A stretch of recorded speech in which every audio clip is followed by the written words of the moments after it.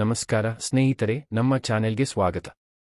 ಇಂದಿನ ವಿಡಿಯೋದಲ್ಲಿ Toyota coaster 2 petrol ಎಂಜಿನ್ನಲ್ಲಿ ಸಾಮಾನ್ಯವಾಗಿ ಕಾಣಿಸಿಕೊಳ್ಳುವ ಓವರ್ಹೀಟಿಂಗ್ ಸಮಸ್ಯೆ, ಅದರ ಕಾರಣಗಳು, ಪರೀಕ್ಷೆ, ಎಂಜಿನ್ ಓವರ್ಹಾಲ್ ಹಾಗೂ ರಿಪೇರಿ ವೆಚ್ಚದ ಬಗ್ಗೆ ಸಂಪೂರ್ಣವಾಗಿ ತಿಳಿದುಕೊಳ್ಳೋಣ. ವಾಹನದ ಟೆಂಪರೇಚರ್ ಗೇಜ್ ಕೆಂಪು ಭಾಗಕ್ಕೆ ಹೋದರೂ ಚಾಲನೆ ಮುಂದುವರಿಸಿದರೆ ಸಣ್ಣ ಸಮಸ್ಯೆಯೂ ದೊಡ್ಡ ಎಂಜಿನ್ ಹಾನಿಗೆ ಕಾರಣವಾಗಬಹುದು. ಆದ್ದರಿಂದ ಈ ವಿಡಿಯೋವನ್ನು ಕೊನೆಯವರೆಗೂ ನೋಡಿ.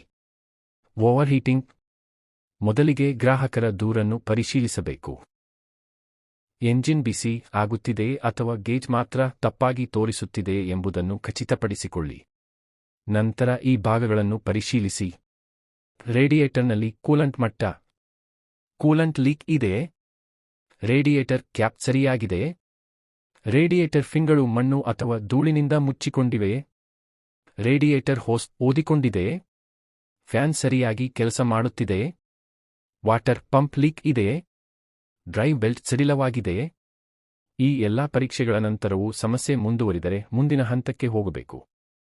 ಹೆಡ್ ಗ್ಯಾಸ್ಕೆಟ್ ಹಾನಿ ಗುರುತಿಸುವುದು. ಎಂಜಿನ್ ಹೆಚ್ಚು ಬಿಸಿ ಆದಾಗ ಸಾಮಾನ್ಯವಾಗಿ ಹೆಡ್ ಗ್ಯಾಸ್ಕೆಟ್ ಹಾನಿಯಾಗುತ್ತದೆ. ಅದನ್ನು ಹೇಗೆ ಗುರುತಿಸುವುದು? ಎಂಜಿನ್ ಆಯಿಲ್ ಪರಿಶೀಲನೆ. ಆಯಿಲ್ ಫಿಲ್ಲರ್ ಕ್ಯಾಪ್ ತೆಗೆದು ನೋಡಿ. ಆಯಿಲ್ ಹಾಲಿನಂಥ ಬಣ್ಣದಲ್ಲಿ ಕಂಡುಬಂದರೆ ಕೂಲಂಟ್ ಆಯಿಲ್ ಜೊತೆ ಮಿಶ್ರಣವಾಗಿದೆ. ರೇಡಿಯೇಟರ್ ಪರಿಶೀಲನೆ. ರೇಡಿಯೇಟರ್ನಲ್ಲಿ ಆಯಿಲ್ ತೇಲುತ್ತಿದ್ದರೆ ಅದು ಕೂಡ ಹೆಡ್ ಗ್ಯಾಸ್ಕೆಟ್ ಸಮಸ್ಯೆಯ ಲಕ್ಷಣ. ಎಕ್ಸಾಸ್ಟ್ ಹೊಗೆ. ಬಿಳಿ ಹೊಗೆ ನಿರಂತರವಾಗಿ ಬರುತ್ತಿದ್ದರೆ ಕೂಲಂಟ್ ದಹನ ಕೊಠಡಿಗೆ ಹೋಗುತ್ತಿರುವ ಸಾಧ್ಯತೆ ಇದೆ. ಸ್ಪಾರ್ಕ್ ಪ್ಲಗ್ ಪರಿಶೀಲನೆ. ಒಂದು ಪ್ಲಗ್ ಮಾತ್ರ ತುಂಬಾ ಸ್ವಚ್ಛವಾಗಿದ್ದರೆ ಆ ಸಿಲಿಂಡರ್ಗೆ ಕೂಲಂಟ್ ಪ್ರವೇಶಿಸುತ್ತಿದೆ ಎಂದು ಅರ್ಥ. Compression test. ಕಡಿಮೆ ಕಂಪ್ರೆಷನ್ ಬಂದರೆ ಹೆಡ್ ಗ್ಯಾಸ್ಕೆಟ್ ಅಥವಾ ವಾಲ್ವ್ ಸಮಸ್ಯೆ ಇರಬಹುದು. ಎಂಜಿನ್ ಡಿಸ್ಮ್ಯಾಂಟಲ್ ಮತ್ತು ಓವರ್ಹಾಲ್. ಮೊದಲು ಎಂಜಿನ್ ಸಂಪೂರ್ಣ ತಣ್ಣಗಾಗಲು ಬಿಡಿ. ನಂತರ ಬ್ಯಾಟರಿ ಸಂಪರ್ಕ ತೆಗೆದುಹಾಕಿ. ಕೂಲಂಟ್ ಹೊರಹಾಕಿ. ಎಂಜಿನ್ ಆಯಿಲ್ ಡ್ರೈನ್ ಮಾಡಿ. ಏರ್ ಇಂಟೇಕ್ ತೆಗೆದುಹಾಕಿ. ಎಕ್ಸಾಸ್ಟ್ ಮ್ಯಾನಿಫೋಲ್ಡ್ ತೆಗೆದುಹಾಕಿ. ವಾಲ್ವ್ ಕವರ್ ತೆಗೆದುಹಾಕಿ. ಟೈಮಿಂಗ್ ಚೈನ್ ತೆಗೆದುಹಾಕಿ. ನಂತರ ಹೆಡ್ ಬೋಲ್ಟ್ಗಳನ್ನು ಸರಿಯಾದ ಕ್ರಮದಲ್ಲಿ ಸಡಿಲಿಸಿ. ಸಿಲಿಂಡರ್ ಹೆಡ್ ತೆಗೆದು ನಂತರ ಪರಿಶೀಲಿಸಬೇಕು. ಹೆಡ್ ವಕ್ರವಾಗಿದೆಯೇ? ವಾಲ್ವ್ ಸುಟ್ಟಿದೆಯೇ? ವಾಲ್ವ್ ಗೈಡ್ ಸಡಿಲವಾಗಿದೆಯೇ? ವಾಲ್ವ್ ಸ್ಟೆಮ್ ಸೀಲ್ ಹಾಳಾಗಿದೆಯೇ? ಅಗತ್ಯವಿದ್ದರೆ ಹೆಡ್ ಸ್ಕಿಮ್ಮಿಂಗ್ ಮಾಡಿಸಬೇಕು. ಹೊಸ ಹೆಡ್ ಗ್ಯಾಸ್ಕೆಟ್ ಅಳವಡಿಸಿ. ಹೆಡ್ ಬೋಲ್ಟ್ಗಳನ್ನು ಕಂಪನಿಯ ಟಾರ್ಕ್ ಕ್ರಮದಂತೆ ಬಿಗಿಸಬೇಕು. ನಂತರ ಟೈಮಿಂಗ್ ಚೈನ್ ಅಳವಡಿಸಿ. ಕೊನೆಯಲ್ಲಿ ಹೊಸ ಆಯಿಲ್ ಹಾಗೂ ಹೊಸ ಕೂಲಂಟ್ ತುಂಬಬೇಕು. ಬದಲಾಯಿಸಬೇಕಾದ ಪ್ರಮುಖ ಭಾಗಗಳು. ಓವರ್ಹೀಟಿಂಗ್ ನಂತರ ಸಾಮಾನ್ಯವಾಗಿ ಈ ಭಾಗಗಳನ್ನು ಬದಲಾಯಿಸಲಾಗುತ್ತದೆ. Piston set.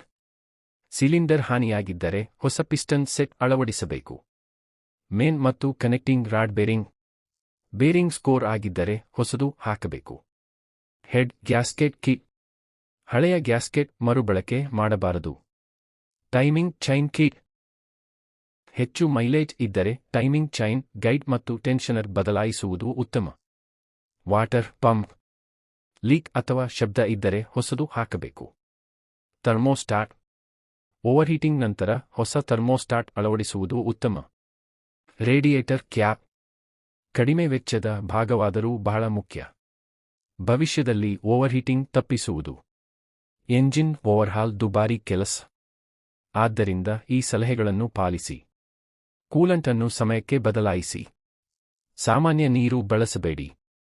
ಸರಿಯಾದ ಕೂಲಂಟ್ ಬಳಸಿ. ರೇಡಿಯೇಟರ್ ಫಿನ್ಗಳನ್ನು ನಿಯಮಿತವಾಗಿ ಸ್ವಚ್ಛಗೊಳಿಸಿ. ಫ್ಯಾನ್ ಹಾಗೂ ಫ್ಯಾನ್ ಕ್ಲಚ್ ಪರಿಶೀಲಿಸಿ. ವಾಟರ್ ಪಂಪ್ ಲೀಕ್ ಕಂಡರೆ ತಕ್ಷಣ ಬದಲಾಯಿಸಿ. ಕೂಲಂಟ್ ಮಟ್ಟವನ್ನು ವಾರಕ್ಕೊಮ್ಮೆ ಪರಿಶೀಲಿಸಿ. ಟೆಂಪರೇಚರ್ ಗೇಜ್ ಹೆಚ್ಚಾದ ತಕ್ಷಣ ವಾಹನ ನಿಲ್ಲಿಸಿ. ಬಿಸಿ ಎಂಜಿನ್ನಲ್ಲಿ ರೇಡಿಯೇಟರ್ ಕ್ಯಾಪ್ ತೆರೆಯಬೇಡಿ. ಎಂಜಿನ್ ಹೆಚ್ಚು ಬಿಸಿಯಾಗಿರುವಾಗ ಚಾಲನೆ ಮುಂದುವರಿಸಬೇಡಿ.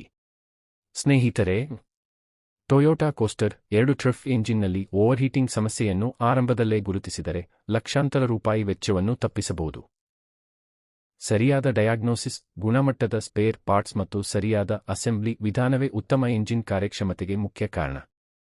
ಈ ವಿಡಿಯೋ ನಿಮಗೆ ಉಪಯುಕ್ತವಾಗಿದ್ದರೆ ಲೈಕ್ ಮಾಡಿ, ನಿಮ್ಮ ಸ್ನೇಹಿತರೊಂದಿಗೆ ಹಂಚಿಕೊಳ್ಳಿ ಮತ್ತು ಇನ್ನಷ್ಟು ಆಟೋಮೊಬೈಲ್ ತಾಂತ್ರಿಕ ಮಾಹಿತಿಗಾಗಿ ನಮ್ಮ ಚಾನೆಲ್ ಅನ್ನು ಸಬ್ಸ್ಕ್ರೈಬ್ ಮಾಡಿ. ಧನ್ಯವಾದಗಳು. ಮತ್ತೆ ಮುಂದಿನ ವಿಡಿಯೋದಲ್ಲಿ ಭೇಟಿಯಾಗೋಣ.